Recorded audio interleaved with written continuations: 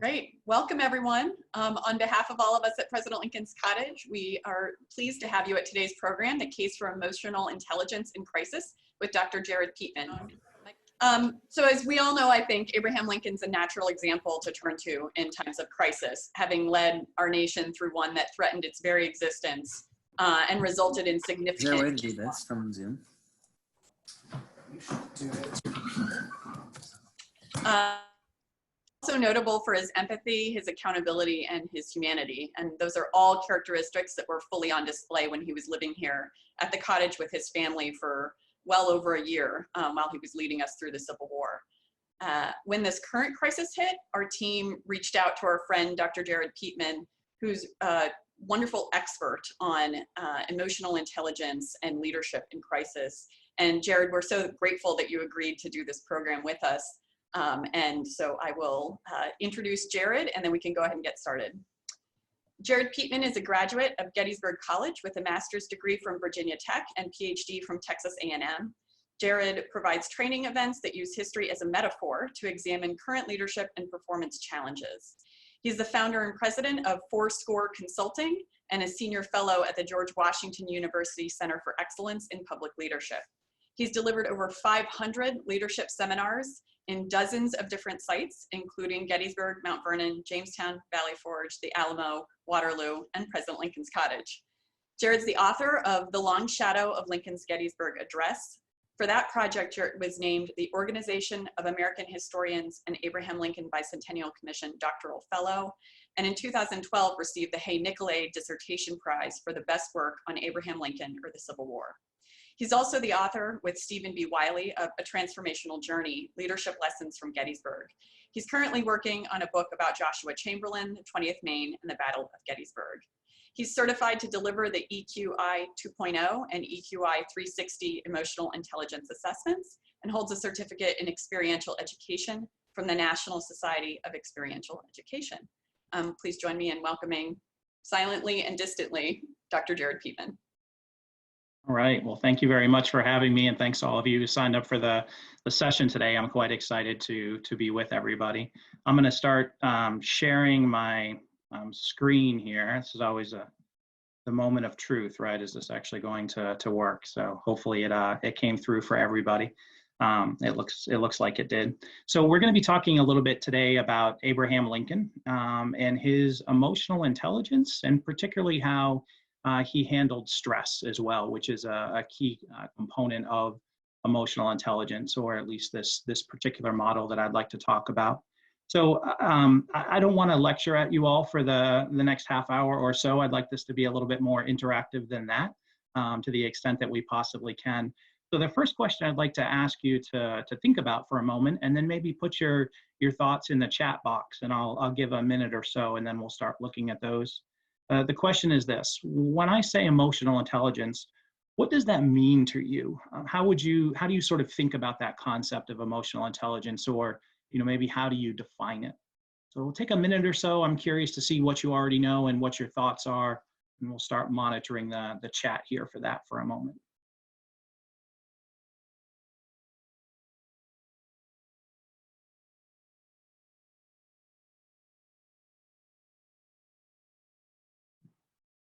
Yeah, a lot about empathy. I see from coming up quite a number of times. Self-awareness, self-management, all really important pieces of emotional intelligence. Calm in difficult moments, I think, was the very first response that we had, which is an interesting one as well. How do you, in the middle of a crisis that Lincoln faced, or that we all are sort of facing now, how do you keep perspective, essentially, and stay calm and continue to put one foot in front of the other? That can be difficult to do at times. So yeah, ability to keep things positive, I see as well. I think that's another great one. And then some interesting comparisons to current climate as well. So the particular model that we are going to use, the one that Aaron mentioned earlier that I'm certified in, comes from a group out of Canada called Multi-Health Systems, and it's called the EQI 2.0. In the The president of that company is a guy named Steve Stein. And so you can see here on the screen his definition of what emotional intelligence actually is. And this is slightly different. There are 4 or 5 models out there. And so if you've done something else with emotional intelligence, yeah, you may have seen a different definition, but this is one of them. And Stein says that you can see the quote, but it's how we perceive and express ourselves. It's kind of the internal piece.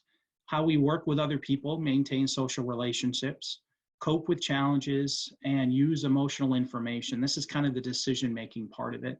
So as you look at this wheel on the right, this is the model that comes from MHS, and there are these 5 parts.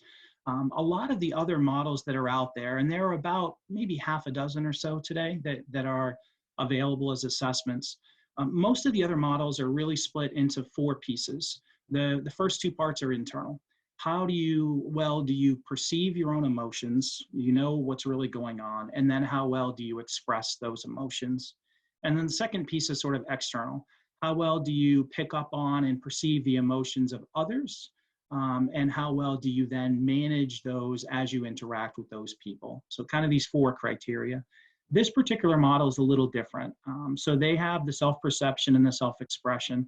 Those other 2 components that most of the other models have, they sort of lump together into this interpersonal category. But then the real advantage, I think, that this model offers is they talk about the role of emotions both in making decisions, but then also in managing stress. And I think that's why it's a little more, it's one of the more useful models that's out there. So if any of you have done anything with emotional intelligence before, you may know it's a relatively new concept in a way. The phrase has only been around since 1990, but in another sense, the idea of emotional intelligence has been around for quite a long time.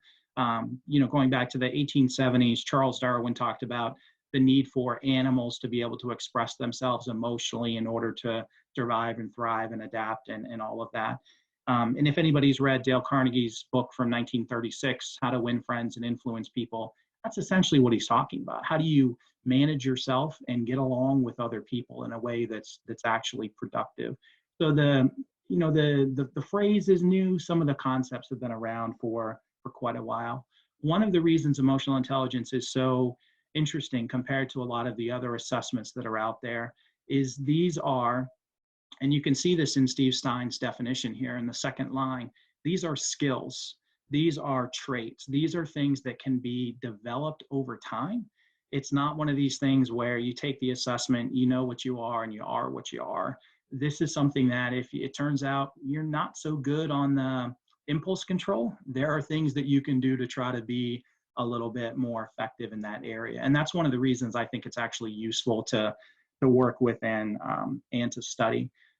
Coming to Lincoln, one of the things that we'll see in just a few moments is growth over time. We're going to talk about a couple of stories, one from pretty early in Lincoln's life, and then one from more his years as a mature adult. And you'll see a very divergent reaction to 2 different crises. And I think very much evinces this idea that you can get better, you can grow, you can learn to do things a little bit more effectively. So that's sort of the background on where this model comes from. Now, one of the interesting things as we start to think about the stress management composite in particular, and that's where we're going to spend our time today, thinking about strategies and tools and techniques for stress management. And this really comes down to 3 things: flexibility in a situation, stress tolerance, and then also optimism. And so those are the ones we'll dive into just a little bit more.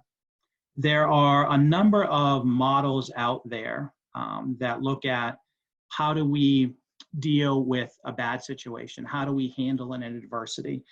So I've sort of listed just a few of these, 3 of the more well-known ones on the left side of the screen here. There's a new one also from MHS, which puts out the emotional intelligence piece. And it's about hardiness. And hardiness comes down to these 3 things they say. To what extent are you willing to challenge yourself? To what extent can you control things? And to what extent are you committed to making a difference during an adversity? And that's one model. There are 2 other models developed by this guy from Harvard named Paul Stoltz that I think are very effective. They largely get at the same thing, honestly, but they're slightly different mnemonics for what they stand for. So you can see them here, CIBD or CORE, and they are getting at the same thing. But what's interesting about all of these models in particular is they are all taking on this idea of control, ultimately. They all sort of centered around or have a major piece of when an adversity hits, what is it that you can do to seize control of something? Now, why would you want to do that? Being proactive in adversity generally makes us feel better, right? It makes us feel like we are going to be able to get through this, right? Out of all the chaos, there comes some sense of control. There's only one sort of issue with that. On the one hand, it's great to control things. It's great to kind of, cross things off the to-do list and all of that. But there are these drawbacks. Dan Heath, who with his brother Chip has written a number of books about leadership and performance, has a great line, and the line is this. He says, researchers have found that when people experience scarcity, whether that's of money or time or of mental bandwidth, they're stressed out. The harm is not that the big problems crowd out the little problems. The harm is actually that the little problems crowd out the big ones. So in other words, when people are feeling stressed because of any of these things, you kind of get into that fight or flight mode and people's focus narrows. And a lot of times what we look to do in those moments are things that make us feel good in the moment, right? These little things that we can cross off. And that's good in a sense, but on the other hand, what are the big things that we are ignoring in these particular moments? That can be the drawback of focusing so much on control in these particular situations. I think Dwight Eisenhower maybe said it best. And there's a whole time management matrix and industry that's been built around this saying from Eisenhower. But Eisenhower said, what is urgent is seldom important, and what is important is seldom urgent. And that's the problem you can run into in adversity sometimes. We want to control things, we want to get things done, we want to put one foot in front of another, but are we doing the things that 5 years from now are going to have made a difference, or are we only doing the things that are going to matter over the next week or two? In my own sort of example, I cannot tell you how many electrical outlets I have fixed around the house over the last 2 weeks, right? So useful in the short term, maybe, but things that 5 years down the road are going to have made a difference in my life, probably not, right? I maybe should be focusing more on that book that Aaron mentioned that I'm trying to write a little bit earlier, but this is the problem we can run into sometimes. Now, I think part of what makes Lincoln effective is, and let me say, first of all, he's not perfect. There are times when Lincoln certainly goes for those short term, those little things that are going to make him feel good in the moment. There's a few obvious examples of that. Lincoln is sort of famous for looking through all the court martials of these soldiers, and in a war that would cost 750,000 lives, he'll stay up late at night looking for an excuse to pardon just one man who had fallen asleep on duty or something like that. He's looking for something small he can do to control, probably to help that person, but I would argue just as much to make himself feel better in the moment. There's a good story from the cottage as well about this. So for those of you who have toured the cottage before, there's this great story about Lincoln's interaction with a colonel, Colonel Scott, who comes to see him and is asking for all these special dispensations, essentially, to recover his wife's body. And there's more to the story, but ultimately Lincoln does all of these things for the colonel in the end. And we have to ask ourselves, is this a good use of a president's time to intervene in these affairs of this one person? But it's something he can do where he can take control. He can make himself feel better in the moment.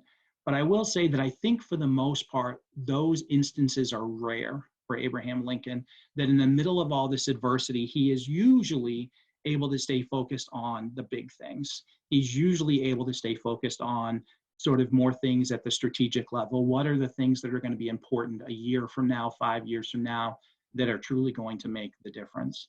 Those of you that have come to the webinar today that are Lincoln people are probably familiar with the quote that I just put up on the screen a second ago, this famous quote from the summer of 1863, when John Hay, one of Lincoln's secretaries, says, the tycoon, Lincoln, is in fine whack, that he's essentially running absolutely everything in the country. Hay continues in this, that he never understood what tyranny the president exercised over the cabinet until this moment, that Lincoln has truly taken control of absolutely everything. And so the first point that I'd like to make in sort of thinking about how do we respond to adversity and all of this is that finding a sense of control is a great thing.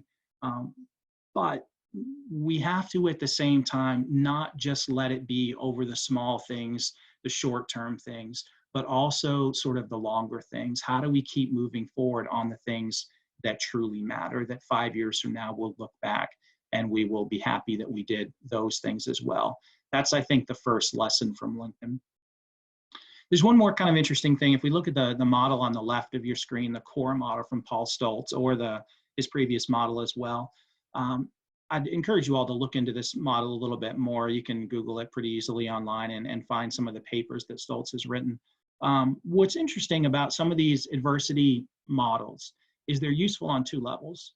On the one hand, they're a useful way to think about an adversity is hit. What do I do now? How do I respond to the adversity? But the other way that you can use some of these models is kind of an evaluative tool. And this doesn't really apply in the situation we're all in right in this moment, because it is such a huge crisis that we're in. But a lot of times something will happen, especially maybe in, sort of your day-to-day life, and it will feel like the world is ending.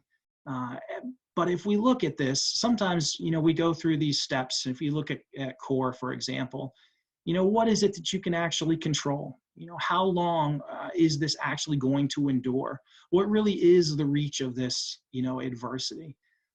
Sometimes you have a little argument with your significant other and it feels like the world is coming to an end, right? But when you stop and think about it, sometimes there's not much you can do.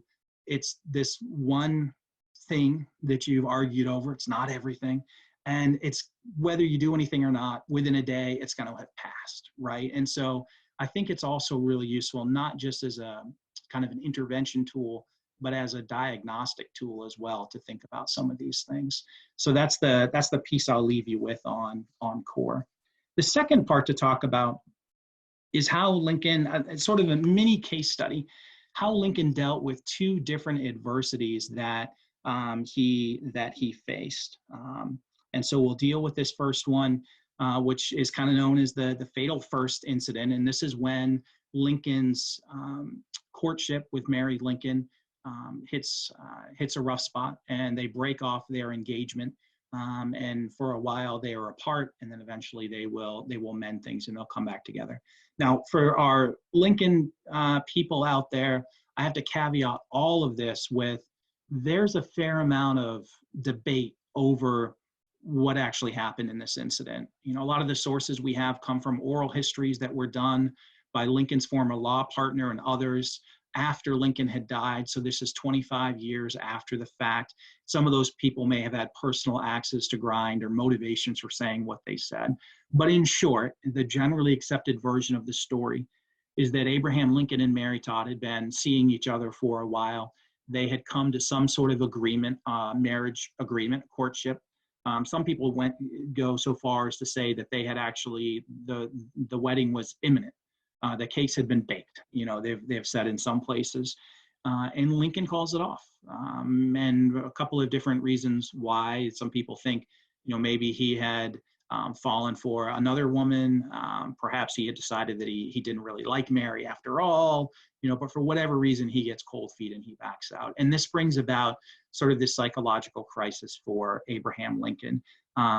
As you can see from the first couple of quotes, these come from much later. So Joshua Speed is Lincoln's best friend, and says Lincoln went crazy. And Speed says that that they have to remove sharp items from his room, that he's suicidal. That's how upset Lincoln is by what's happened. Ninian Edwards, who Mary Todd Lincoln is living with, this is her brother-in-law, says that Lincoln went crazy as a loon. That's his response to this. And then two quotes from Lincoln: "I have not sufficient composure." And then he says later, "I am now the most miserable man living. If what I feel were equally distributed to the whole human family, there would not be one cheerful face on the earth. To remain as I am is impossible.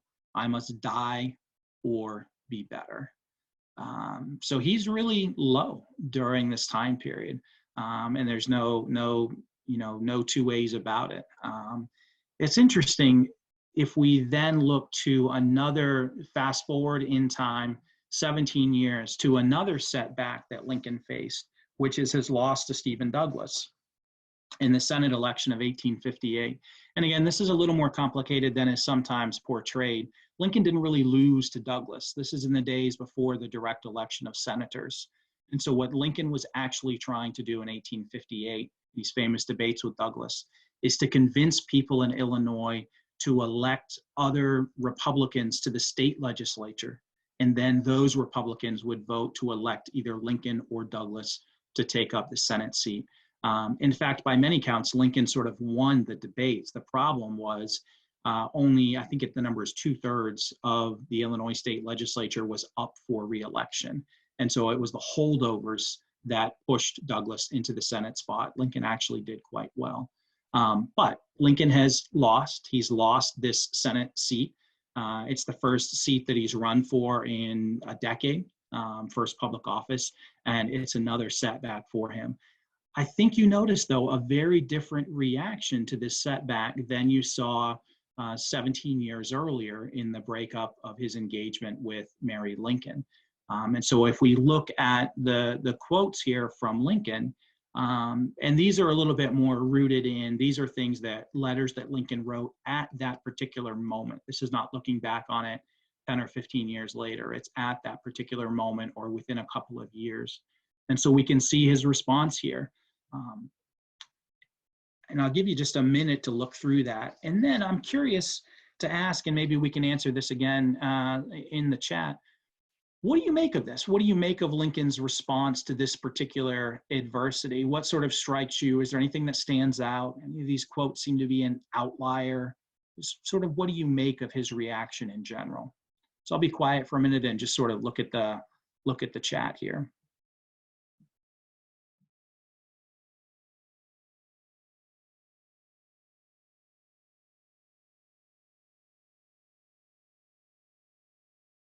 Yeah, a couple of you have pointed out that, the first example was personal life, right? And the second one is more political, and maybe that there is a difference there. And I think that's certainly a valid point to make. Yeah, the idea of a growth mindset is really interesting as well, right? And the idea that this is not the end, right? But I love this line. I think it's the third one down on the screen that Lincoln says to himself, well, it's a slip and not a fall. And that's such a great way to look at it, right? Yeah, it's a setback, but it doesn't mean that everything is completely over. It's interesting, I think, when we look at this, because on the one hand, that second quote that I have up there, where he says, people are always putting me in the place where somebody has to be beaten and sacrificed. That sounds a little, kind of self-loathing, a little, kind of playing it off. In some sense, it seems almost out of character with all of these other quotes, which essentially, this is just sort of one particular moment. But in fact, it all sort of aligns together, I think. So let me show you what I mean by that. The man who has done the most thinking around optimism is a guy named Martin Seligman, and this is his famous book that you can see on the screen. It's still available. It's in, I don't know what edition at this point. The first came out in the 1970s. He's been at this for quite a long time. Seligman started in a time period when psychologists were only really studying problems in people. They weren't really looking for what was going right. And so there was a lot of research at the time on pessimism, but not a whole lot on optimism, not a whole lot on learning from what's going right, just on looking at what's going wrong. And Seligman started to ask this question, is it possible that optimism is actually something that can be learned over time, that people can grow and improve? It's not just you're an optimist, you're a pessimist. It's a skill, like these other emotional intelligence traits. And what he found in all of his research was that, yes, actually you can sort of teach people to adopt a more optimistic point of view. So what he found was that pessimists see negative events as permanent, pervasive, and personal. right? Something bad happens. It's never going to get better. It's not just this one thing that's bad. It's my entire life that's bad. And why? It's because of me. It's something I did, something that is wrong with me. That's how pessimists see negative events. They see positive events in the complete opposite light. Something good happens to a pessimist, they think, well, this isn't going to last. Yeah, it's good, but it's only on this tiny little piece of my life, and look at everything else that I have going on. And they view it as external. In other words, something that they can't actually control, that's not within them. That's how pessimists see negative events. Not surprisingly, he found optimists see it just inverted. So optimists are able to look at negative events. They see them as temporary. They see them as specific to the one project or whatever it may be they're working on. And they see the causes as largely external. Now, what I think is so interesting about this is typically when we talk about leadership, we encourage people to take personal responsibility for everything that's going on in their lives and really try to do, something to control that. Seligman says the opposite. Something bad happens, put the blame somewhere else. Put it on somebody else, something else, some situation, because that allows you to be optimistic and keep sort of going forward. So again, it's kind of interesting because it's the opposite of what we typically talk about. But in terms of staying optimistic, it is the method that he suggests. Any reactions to this model from our audience? Any thoughts?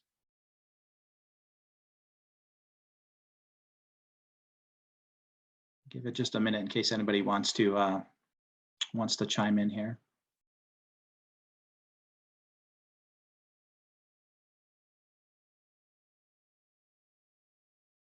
I'll tell you one more thing about Seligman while we're waiting for any possible responses.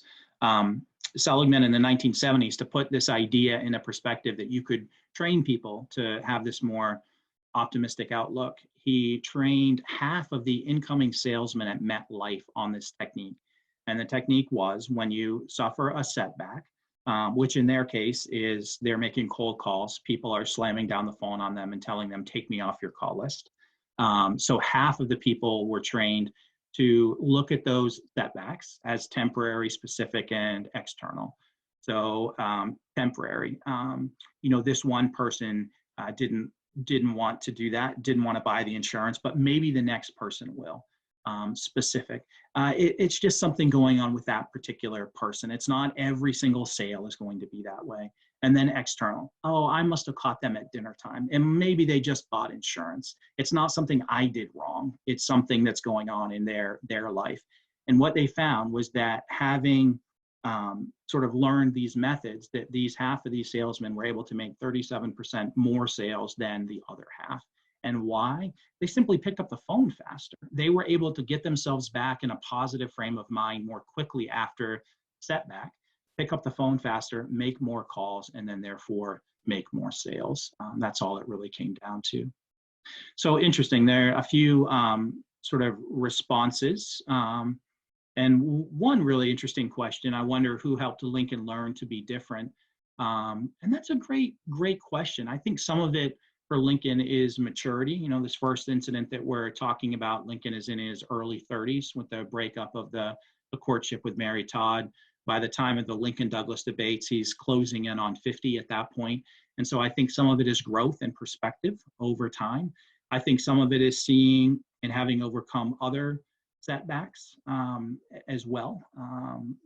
Some small and some large. He's lost his second son, Eddie, by the time you get to these debates in 1858, and he's had to find a way to keep going in all of that. So I don't know that it's so much a person that taught Lincoln how to overcome adversity. I think it's the experiences that he's had over those years and sort of, trying to figure out how can he keep going along the way.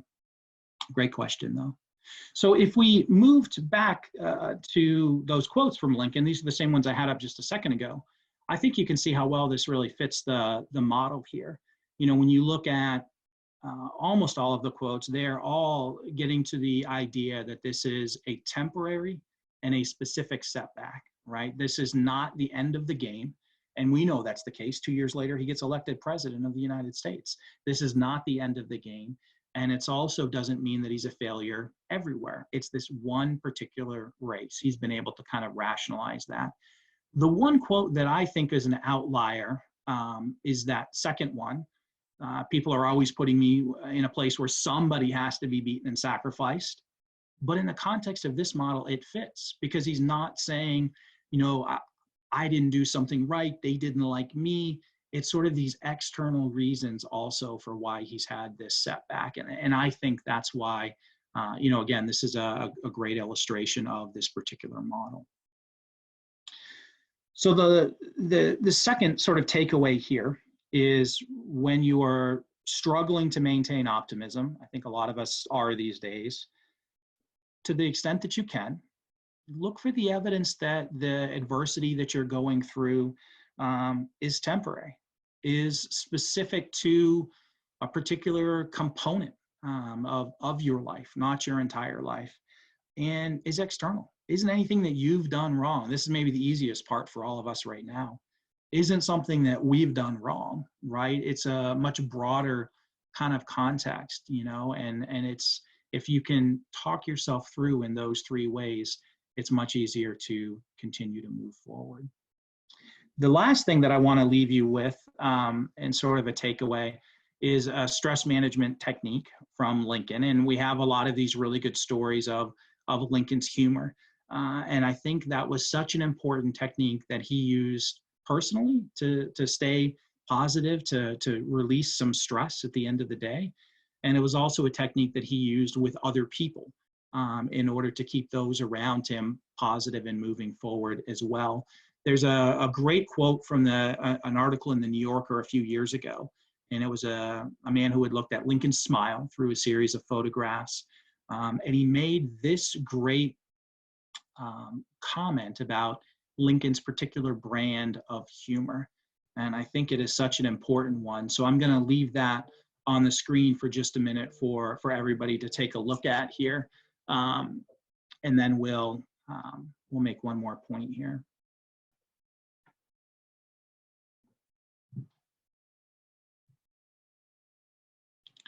So if anybody really needs a good laugh, not right now while we're on this, but once you finish, you need to Google the laughing Chewbacca lady and look up the YouTube of the laughing Chewbacca lady. I can see some of our Lincoln's Cottage people at least have seen this before.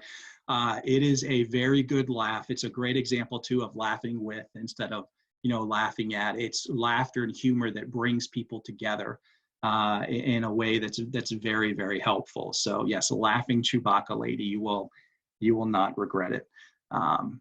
And with that, I want to bring this to a close. I did see one comment earlier that I wanted to address, and then I know there are some other comments that I've assuredly missed along the way. There was a question about emotional intelligence and the differences between men and women. This particular assessment has been validated a number of times against very large subsets. So gender, race, different nations as well, age, to see whether the numbers come out the same, what the differences might be. So what they have found is that there are differences. So if you were to do the formal assessment for this, you actually get a score, a number. And what they've found is that the scores come out the same for men and women, but that there are a few areas where women tend to be higher than men and a few areas where men tend to be higher than women. So just one or two examples of that. Women tend to be higher on empathy. Men tend to be higher on stress tolerance. Women tend to be higher in some of the interpersonal composites. Men tend to be higher in a couple of the decision-making composites. So it's not a question of one being higher than the other, but within particular components, there do seem to be overall gender strength. Again, individual cases, that all goes out the window, but as in sort of a broader context, that's what we see. I see a comment here too that, and I think it's one more really good point, and then I'll turn it over to sort of questions from everybody, but that yes, Lincoln in his early life was much more sarcastic. And so getting to the humor, I think he learns a big lesson from that. And it does go back to this idea of emotional intelligence growth over time, and that we can sort of grow and improve. You know, there's some great examples going all the way back to some of the very earliest writings we have of Lincoln.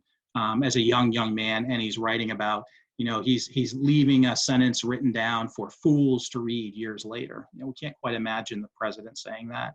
There's the famous example of the the Lost Township letters that he writes, which are he's lampooning one of his political rivals, James Shields, and is actually challenged. He and Mary actually are writing the letters, but he's challenged to a duel as a consequence of this. That very much is an example of laughing at somebody, and Lincoln sees how it backfires. And so it's a technique that he moves away from in favor of this more sort of laughing with strategy.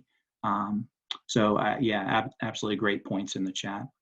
So I think now I'm happy to wrap up the formal part of the presentation, but would love to hear either any questions from the crowd that I may have missed, and maybe Joan, I think, has been monitoring some of those. And then if anybody has more questions to add as well. Yeah, I've got a couple of questions that were in the chat earlier, and if folks have questions that you still want answered, please feel free to drop them in ongoing from now. But Janet was wondering whether optimists are more self-confident than pessimists.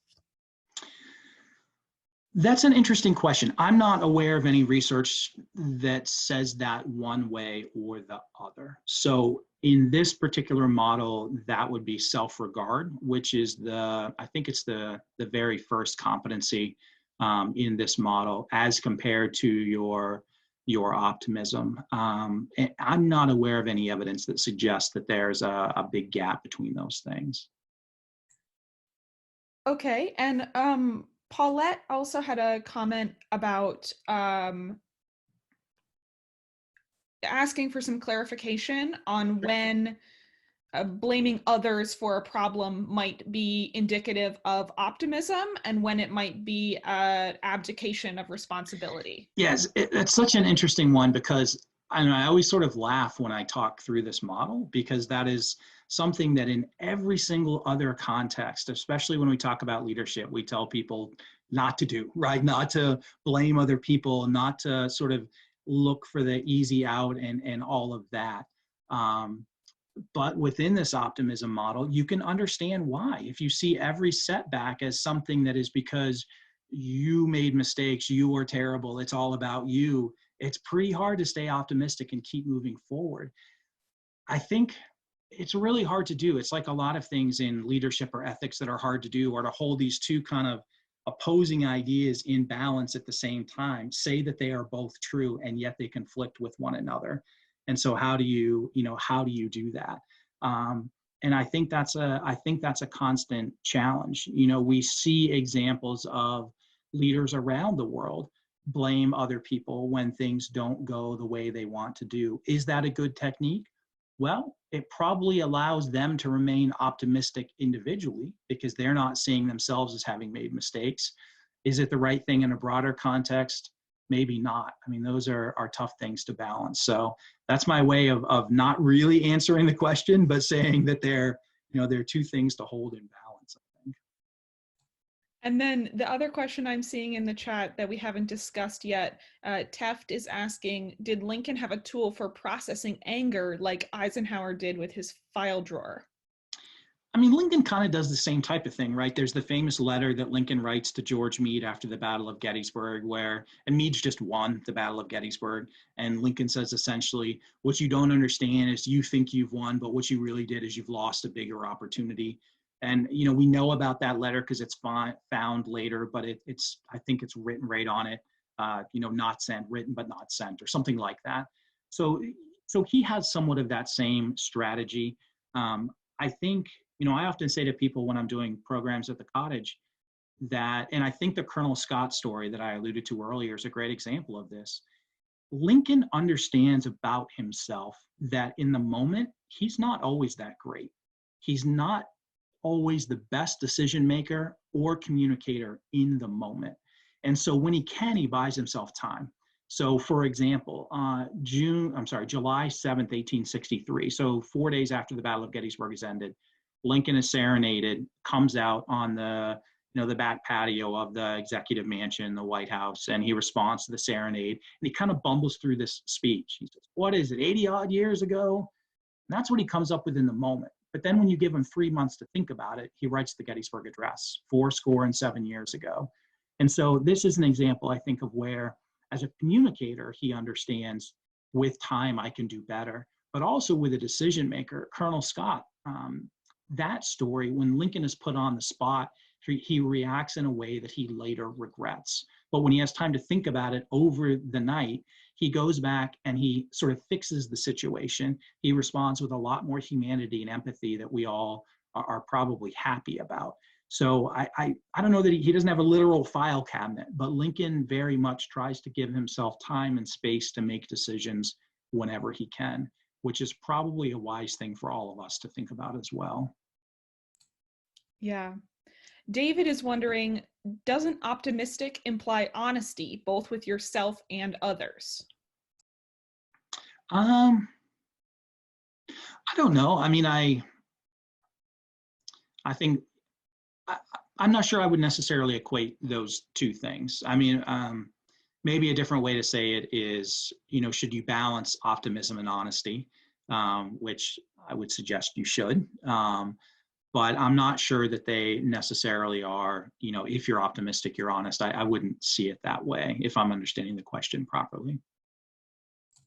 And then Jacqueline has a question, which I imagine is of interest to everyone, which is, do you have any examples or thoughts on how to regard something as temporary when it might last a year or more? That's a great question. I mean, I think if we're drawing from the example of Abraham Lincoln and his very long-term view of things, we can think this was morally right or not, but in the late 1850s or early 1860s, Lincoln was willing to see slavery ended over the course of a century, if that's what it took. I mean, that's sort of the long-term view that he is taking. I think from our own perspective, a year or more is a very long time, right? But in the context of our lives and that of our children, it maybe looks a little different than that. There's a lot out there about, the ways different people are handling stress and thinking about what it's going to look like on the other side. I think one of the challenges for Lincoln was in the middle of the Civil War, they really didn't know how long it was going to last. There were all these guesses early on, maybe like we had, this war is going to be over in 3 months. And that's how long the soldiers are enlisted for initially. And then there's this kind of dawning recognition it's going to be longer than that. They changed the enlistments to 3 years, and it goes even beyond that to 4 years. And so how do you continue to go? I think the strategy that Lincoln used was, it's worth it. It isn't going to be forever. And what we are going through right now is worth it to get to the end that is better than what we had. One thing that we have to remember with Lincoln is that he pretty much any day of the war could have said, enough. You 11 southern states, what do you really want? You want to go off, draw some imaginary line and be your own people? Probably still going to trade with you. Not that much is really going to change in the North. That's what you want. And the war would be over. He could have called an end to it any single day. And if you do the math on the Civil War, the real math, 500 people died every day of that war, and he could have stopped it. But why did he keep going? He thought if we could get to the other side, that it would be worth it. It was going to be better. And that's what he continued to tell himself every day that he got up and made the decision, I'm going to let it continue. And I know that means 500 people are going to die today. That's how he got through it, if that helps. Thanks, Jared. That is all the questions I am seeing in the chat at the moment. Okay. Well, I'm happy to answer any more if anybody has any further ones. Maybe give it a minute to see if any more sort of pop up.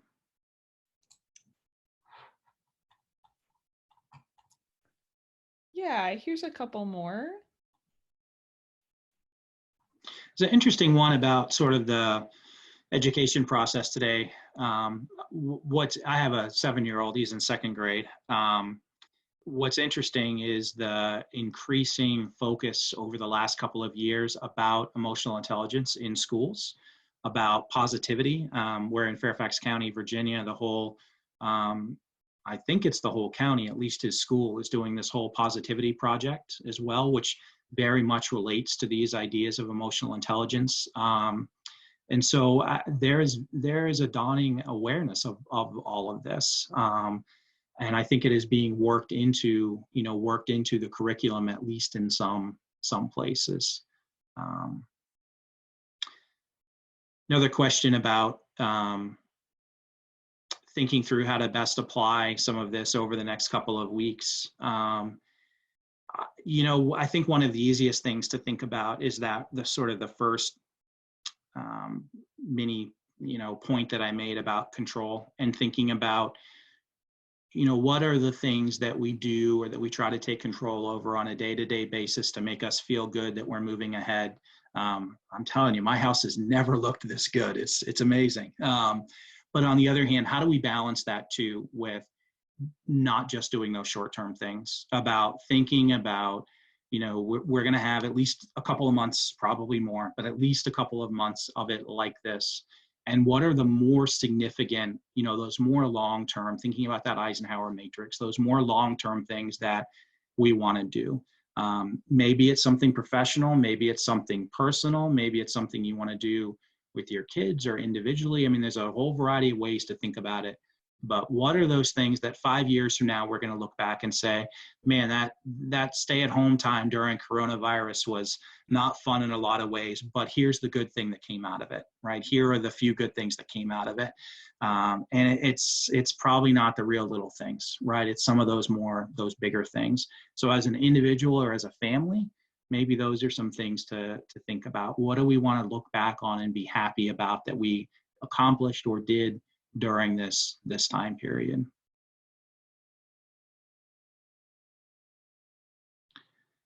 And then I see one more question, I think, about dealing with negative people in a time of stress. And I think that's a tough one as well. I think particularly as you're maybe in a smaller and smaller, sort of environment. There's a joke about optimists and pessimists, which is that the only time a pessimist is an optimist is when they call themselves a realist, which very much sort of fits with what we were talking about earlier. I don't know. I mean, I think part of it is, if you hear the, permanent, pervasive, personal, it's always going to be bad, it's everything, is to try to talk about it from the other perspective, and both for your own sake and for the sake of those people to, look for out loud the evidence that it's temporary, that it's specific, and that it's not sort of personal, right? And just sort of model that the best that you can. I don't know that there's any magic sort of bullet to that, particularly if somebody was sort of negative or pessimistic coming into this. It's a tough time to try to change that, I think.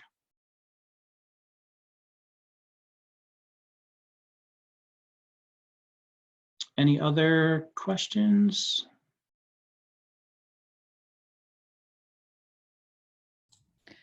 I'm seeing one about how to talk about the present situation with kids. Yeah, I think that's a tough one as well. And that's something that we struggle with a little bit of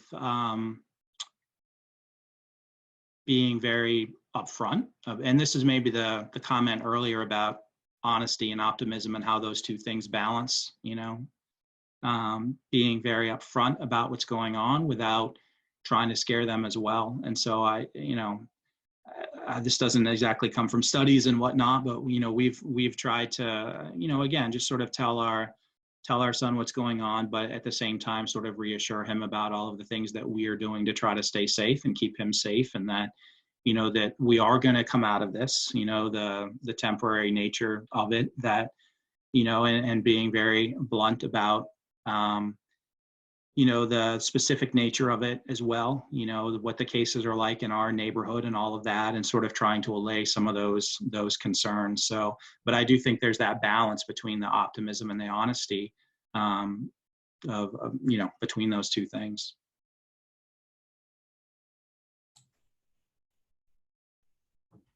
All right. Okay. I think that's all the questions that I see. Yeah. Erin, did you have final remarks you wanted to add? Great, absolutely, thanks.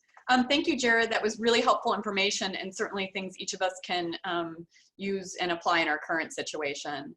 I also want to thank all of our supporters. You know, we're the only national monument in the country that doesn't receive federal operating support. A lot of people don't know that. And private donations really are critical to saving the cottage and continuing these programs, even virtually. Thank you to all of you for joining us and participating. Today's program filled quickly, and so Jared kindly agreed to do a second one with us on May 5th. So if you know someone who wasn't able to join for this one, encourage them to sign up for that second one. It's already half full. We also have a reading on April 21st with New York Times bestselling children's book author Kobe Yamada, our weekly Tuesday virtual family game nights with Game Genius. And on May 14th, we're hosting a members only online event with Harold Holzer.